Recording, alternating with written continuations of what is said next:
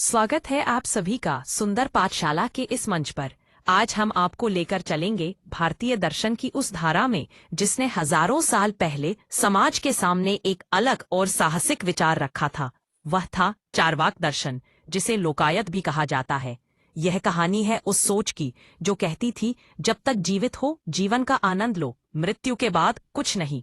चलिए शुरू करते हैं इस रोमांचक यात्रा को।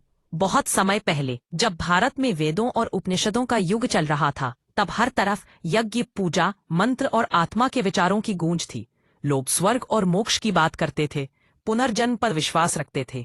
इसी समय में एक आवाज उठी, एक ऐसी आवाज जिसने कहा, जो दिखाई नहीं देता वह अस्तित्व में नहीं है। यह आवाज थी चार्वाक की। चार्वाक कोई एक व्यक्ति नहीं था, बल्कि एक विचार था, एक आंदोलन था, जिसने कहा कि जीवन केवल इस शरीर तक सीमित है। जो देखा जा सकता है वही सत्य है, जो अनुभव किया जा सकता है वही ज्ञान है। चार्वाक का कहना था कि आत्मा, स्वर्ग, नरक, पुनर्जन्म ये सब कल्पनाएं हैं। किसी ने कभी उन्हें देखा नहीं, इसलिए उन पर विश्वास करना मूर्खता है। वह कहते थे, यावत जीवेत सुखम जीवेत, ऋणम कृत्वा घृतम पिबेत। अर्थात जब तक जीवित हो सुख से जियो, यदि घी पीने के लिए ऋण लेना पड़े तो भी ले लो, क्योंकि मरने के बाद न तो शरीर रहेगा और न आत्मा, फिर क्यों डरें। उस समय समाज में यह विचार विस्फोट की तरह फैला। पुरोहित और ब्राह्मण इससे क्रोधित हो उठे। उन्होंने कहा, यह अधर्म है, यह नास्तिकता है। पर चार्वाक मुस्कराए और बोले, नास्तिक वो नहीं जो भगवान को नहीं मानता, बल्कि वो जो सत्य को झूठ से ढक देता है। चार्वाक मानते थे कि मनुष्य का सबसे बड़ा शिक्षक उसका अनुभव है। वह कहते थे, प्रत्यक्ष ही प्रमाण है।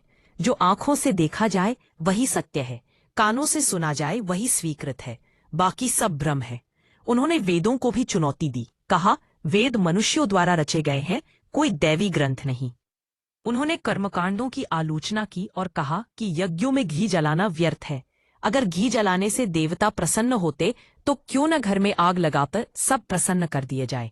समाज में इस विचार को सुनकर तूफान आ गया। कुछ लोगों ने कहा, यह तो पाप का रास्ता है। लेकिन कुछ युवा, कुछ जिज्ञासु मन इस विचार को सुनकर हिल गए। उन्हें लगा, पहली बार किसी ने सवाल करने की हिम्मत दिखाई है। पहली बार किसी ने कहा कि जीवन केवल एक बार मिलता है, इसलिए इसे पूरे जोश से जियो।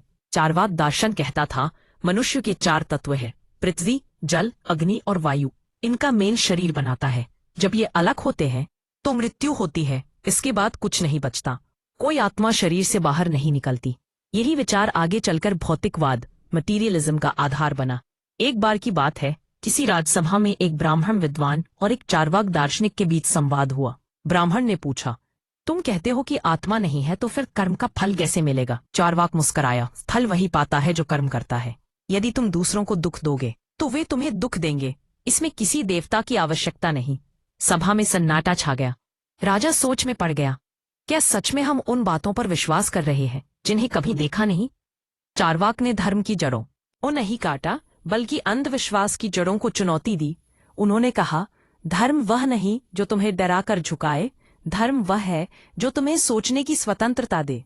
वे कहते थे, सत्य को परंपरा से नहीं, अनुभव से परखो। कई वर्षों तक चार्वाकों के विचार मौखिक रूप में चलते रहे। उन्होंने कोई ग्रंथ नहीं लिखा, क्योंकि उनका मानना था कि ग्रंथ स्थायी नहीं होते, अनुभव ही सच्चा ज्ञान है। फिर भी उनके शत्रुओं ने उनके विचारों को सुरक्षित रखा, आलोचना के रूप में। यही विरोध उनके दर्शन को अमर बना गया। समय के साथ बौद्ध और जैन दर्शन आए, जिन्होंने भी आत्मा और मोक्ष की बात की, लेकिन चार्वाकों की तरह वेदों को नकारा नहीं। चार्वाक पूरी तरह स्वतंत्र सोच रखते थे। उनका दर्शन इस धरती का दर्शन था, आकाश का नहीं। कल्पना कीजिए उस समय को, जब हर कोई देवताओं से भयभीत था, जब ब्राह्मण समाज पर राज करते थे, जब प्रश्न पूछना अपराध था, और उसी युग में एक व्यक्ति कहता है, प्रश्न करना ही सच्ची भक्ति है। यही था चार्वाक का साहस। चार्वाक कहते थे, मनुष्य को सुख की खोज करनी चाहिए, क्योंकि यही इसका स्वभाव है। वे कहते थे, सुख और दुख प्रकृति का हिस्सा है, किसी दैवी दंड से नहीं आते।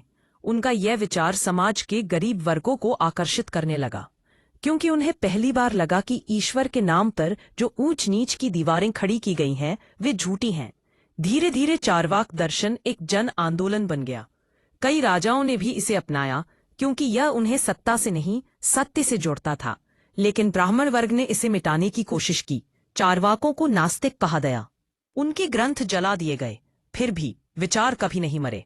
आज भी जब कोई व्यक्ति कहता है मुझे जो दिखता है वही मानता हूं, जब कोई कहता है मुझे अपने अनुभव पर भरोसा है न कि किसी किताब पर, तो वह अनजाने में चारवाक की भाषा बोल रहा होता है।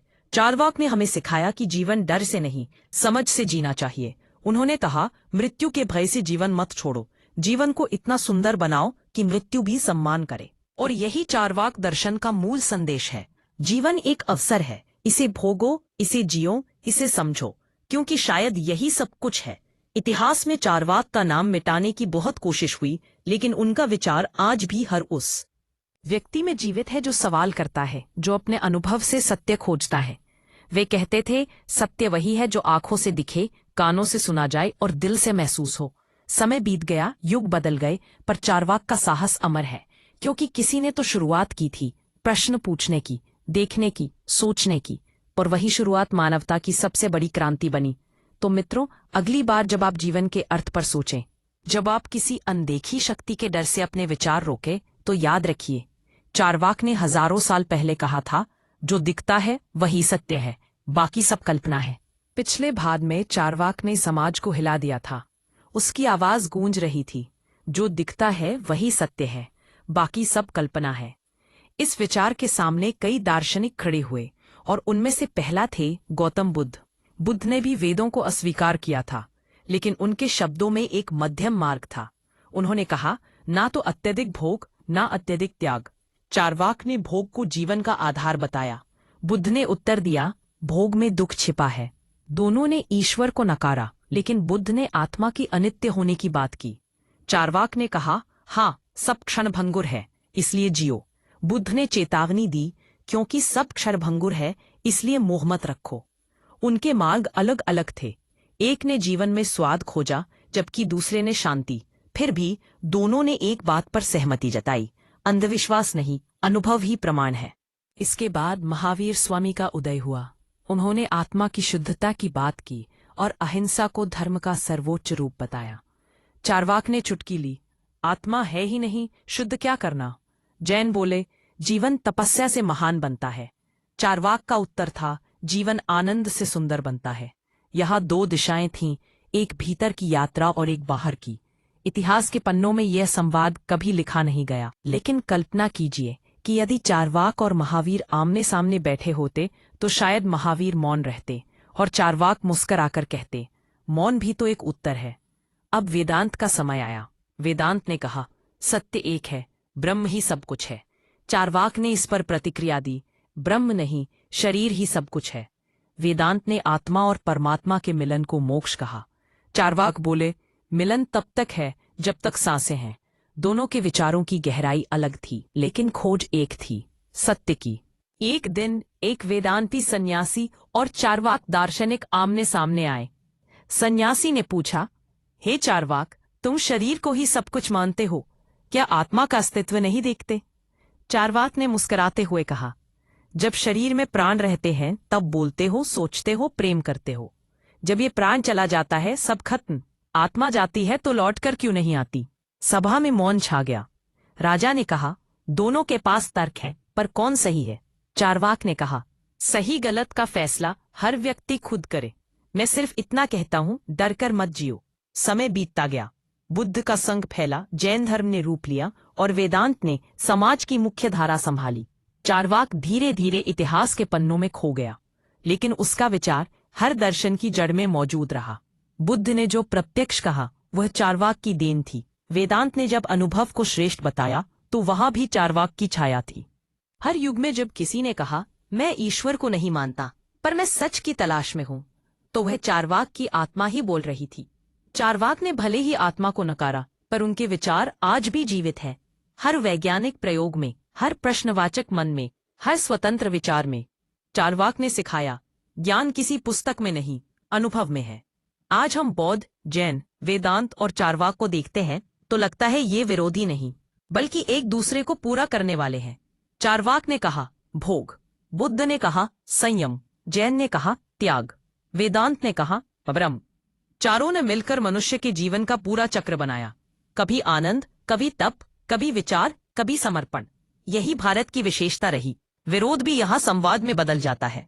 चारवाक की मृत्यु कब हुई ये कोई नहीं जानता, पर उनके विचार कभी नहीं मरे।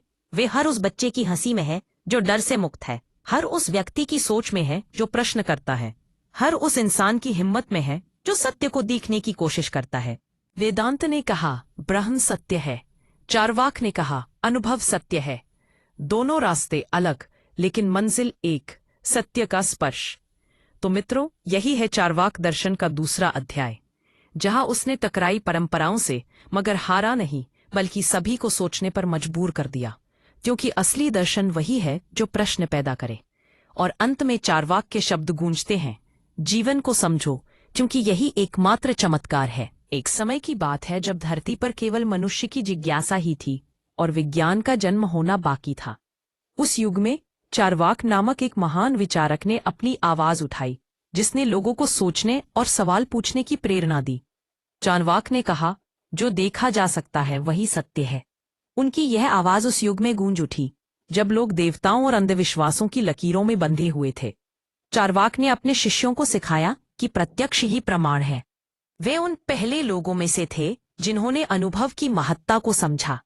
एक दिन उनके एक शिष्य ने उत्सुकता से पूछा, गुरु, यदि देवता नहीं है तो यह आकाश, यह बिजली, यह बादल किसने बनाए? चारवाक ने मुस्कुराते हुए उत्तर दिया, यह सब प्रकृति का खेल है। पृथ्वी, जल, अग्नि, वायु, यही सब कुछ बनाते हैं। शिष्य ने और आगे बढ़ते हुए पूछा, क्या प्रकृति सोच सकती है? चारवाक ने कहा, सोच मनुष्य करता है, प्रकृति नहीं। पर मनुष्य भी तो प्रकृति का ही हिस्सा है। समय बीता गया और चारवाक की विचारधारा ने अन्य महान विचारकों को भी प्रभावित किया। यूनान में डेमोक्रिटस ने कहा, संसार परमाणुओं से बना है, जबकि भारत में चारवाक पहले ही कह चुके थे, शरीर पंचतत्वों से बना है। दोनों के विचारों में एक गहरा संबंध था और यह दिखाता था कि चारवाक की सोच उस समय से भी आगे थी। आधुनिक युग में जब विज्ञान ने नए आयामों को छू लिया, चारवाक के विचार फिर से जीवित हो उठे। आज का विज्ञान भी कहता है, जब तक प्रमाण न हो विश्वास मत करो। चारवाक ने भी यही कहा था, जब तक देखा न हो मानो मत। विज्ञान प्रयोग करता है, लेकिन चारवाक अनुभव करता था। दोनों का उद्देश्य एक ही था, सत्य की खोज। कल्पना कीजिए, यदि चारवाक आज के युग में जीवित होते तो वे प्रयोगशालाओं में खड़े होकर कहते, देखो यही है देवता, यह प्रकृति, यह रसायन, यह ऊर्जा। शायद वे कहते, विज्ञान ही पूजा है और तर्क ही मंत्र। चारवाक की सोच भले ही नास्तिक कही गई, लेकिन वे सिर्फ इंद्रिय सुख की बात नहीं कर रहे थे। उनका उद्देश्य था एक सार्थक जीवन जीना, जो ज्ञान और अनुभव से जुड़ा हो। एक दिन किसी विद्वान ने चारवाक से पूछा, तुम ईश्वर को नहीं मानते तो क्या जीवन व्यर्थ नहीं लगता? चारवाक ने आत्मविश्वास से कहा, व्यर्थ वह जीवन होता है जो डर में बीते, सार्थक वह जीवन है जो जिज्ञासा में जिए। यह विचार आज के विज्ञान के साथ भी मेल खाता है, जो हमें सिखाता है कि प्रश्न पूछो और उत्तर खोजो। चारवाक ने जीवन को भोग का नाम दिया था, लेकिन लोगों ने इसे गलत समझा। असल में वे यह कहना चाहते थे कि सुख वही नहीं जो इंद्रियों से मिले, बल्कि वह भी जो बुद्धि से मिले। उनका असली संदेश था, विश्वास नहीं, विवेक अपनाओ। और यही आधुनिक युग की सबसे बड़ी आवश्यकता है। जब दुनिया झूठी खबरों और अंधविश्वास में फंस जाती है, तब चारवाक की आवाज गूंजती है, देखो, सोचो, समझो, फिर मानो। आज यदि चारवाक जीवित होते तो वे कहते, विज्ञान धर्म नहीं है, लेकिन सत्य की पूजा है। चारवाक मर गए, लेकिन उनके विचार चार परमाणुओं की तरह फैल गए, हर दिमाग में, हर प्रश्न में, हर खोज में। यही तो जीवन है, एक सतत खोज, एक अंतहीन जिज्ञासा।